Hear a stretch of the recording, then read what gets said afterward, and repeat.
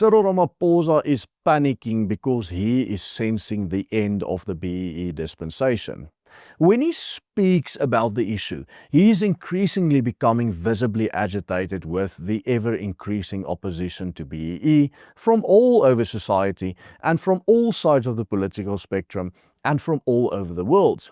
During the SONA address, Cyril Ramaphosa said South Africa must never and will never abandon BEE, but rather strengthen it to address inequality and expand economic participation.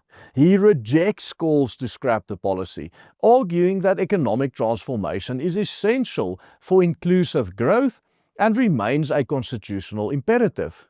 He also indicated that the government is reviewing the current framework to deepen transformation measures, adding more race-based laws to already strained economies and discriminatory statutes in South Africa. Ramaphosa's agitation was especially revealed in his recent response to the debate after the State of the Nation address. But this latest episode wasn't just another heated exchange in Parliament. It reveals something deeper about the political stakes, the narrative being defended, and the fact that the pressure on Ramaphosa and the ANC is now reaching an absolute boiling point. In his response to the State of the Nation address debate, Cyril Ramaphosa highlighted that since it is up to him, BEE isn't going anywhere. Significantly, he even publicly admitted that these calls struck a nerve with him. Ramaphosa highlighted what he described as the constitutional mandate to redress so-called historical injustices through the ANC's racial discriminatory labour and ownership laws in South Africa. But not only did Ramaphosa affirm that these laws aren't going anywhere, he promised to strengthen this country's BEE and the framework even further, intensifying these racially discriminatory policies, which have now been one of the leading policies that have characterized the falling government of this falling regime over the last 3 decades.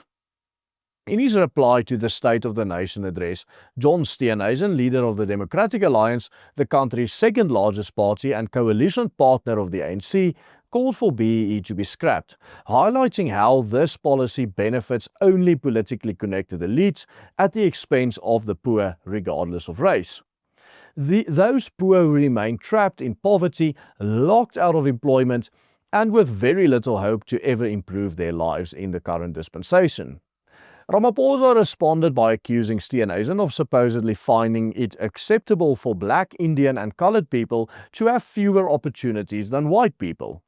Of course, it is a well-known fact that BEE hasn't actually benefited black people of this country, which is something that Ramaphosa would really know all too well, which of course reveals the true reason why he is getting so worked up about BEE.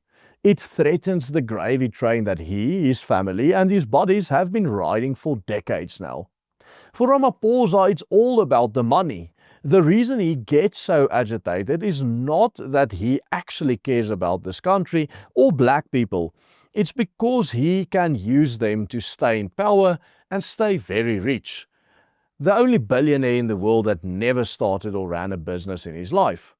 In 2010, there were just over 4 million unemployed black people in this country, a figure that has now risen to almost 8 million.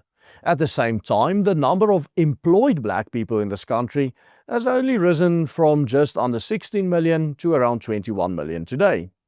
This means that while the number of unemployed black South Africans doubled over the past 15 years, the number of employed black South Africans only increased by 30% over the same period. All of this during a period in which the government has tightened and increased its BEE laws immensely.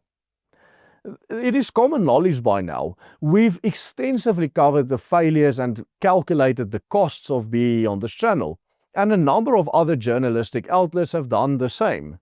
And given the fact that Ramaphosa undoubtedly knows this too, we can say without a shadow of a doubt that his entire basis for defending BEE is to keep the gravy train for him and his cadres running as long as possible, all while maintaining as much political power as he can.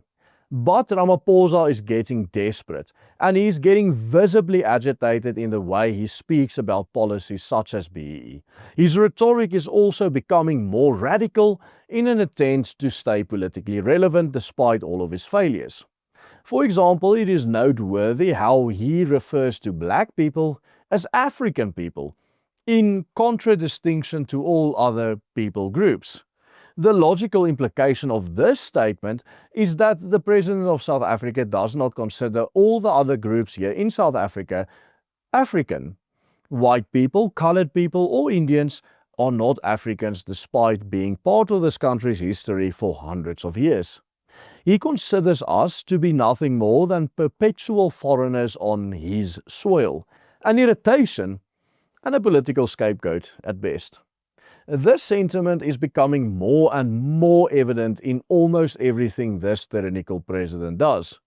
For example, on the 21st of February, in commemorating Armed Forces Day, the president released a statement on the South African troop ship sunk in 1917, the SS Mendi. In the statement, Ramaphosa repeatedly reiterates that 616 black South African troops lost their lives in the tragedy, while expressly excluding the white soldiers who also died in the same tragedy. In the governing party's rhetoric, and especially in that of the president himself, a decisive agitation with all political opposition, especially opposition to the race Marxism he has actively implemented while in office, is becoming increasingly visible in his public statements and appearances. Take a look at this. It cannot be acceptable to anyone in this House for African people, colored people, and Indian people to be poorer and have fewer opportunities than white people. It cannot be acceptable. And remembering that that was the order of the day in the past, and it can therefore never, never, never, never be acceptable that that should continue.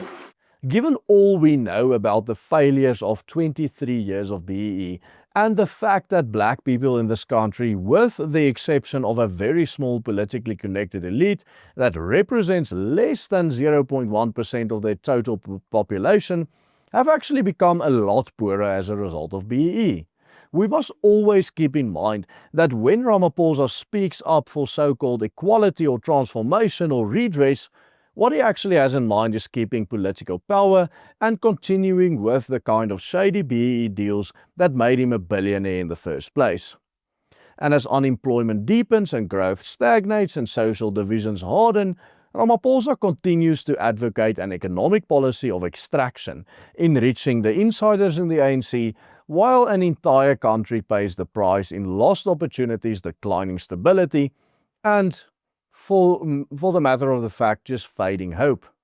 And to top it all off, if you in any way dare to oppose this racial discriminatory practices, you are simply a racist. But ultimately, the hard reality is that the reason Ramaphosa now gets so agitated is that he knows that the end of the BEE dispensation is in sight and very fast approaching. The policy's days are numbered because the moral high ground and the political capital that the ANC used to implement it in the first place have now, in 2026, been completely and utterly eroded. The ANC are losing all of its friends and becoming increasingly isolated both internationally and locally, and soon all of its political power will erode just like its reputation has. In a recent video, we highlighted just how detrimental the effect of BEE has been on black people in this country and how this policy has directly contributed to increasing black poverty. You can check out this full report by clicking on this link appearing on your screen right here. And please do consider supporting our work here at the Willem Petzer Group. Only with you investing in us are we able to continue making videos such as these every morning. Simply follow the easy steps on the banner. Goodbye and God bless.